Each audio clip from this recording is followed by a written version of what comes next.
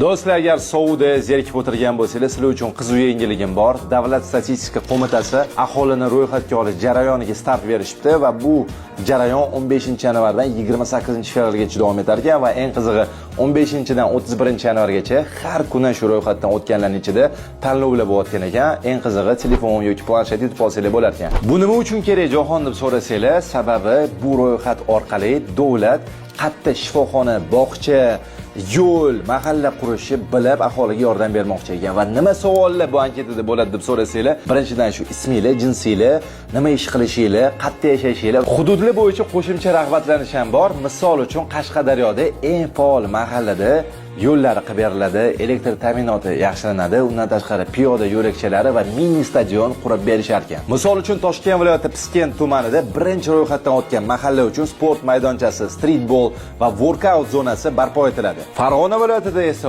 onlayn ro'yxatdan o'tgan fuqarolarga 36 ta televizor topshiriladi. Toshkent shahrida esa 20 ta faol studentni 1 yillik kontraktini 50% to'lab berilar ekan. Bundan tashqari eng ko'p oila a'zolarini ro'yxatdan o'tkazgan oilalarga 4 kishilik Toshkent akvabog'iga chipta sovg'a qilinar ekan. Eng keksa yoshdagi ro'yxatdan o'tganlarga bepul tibbiy ko'rik berilar ekan. Undan tashqari eng yoshdagi esa shu ota-onasi uchun promokodlar berilar ekan. Bugun ro'yxatdan o'tib, tanlovlarda ishtirok etib, sovg'alarni yutib olinglar va hammaga omad tilab qolaman va ro'yxatdan o'tganlar bo'lsa, o'z fikringizni izohda yozib qoldiringlar.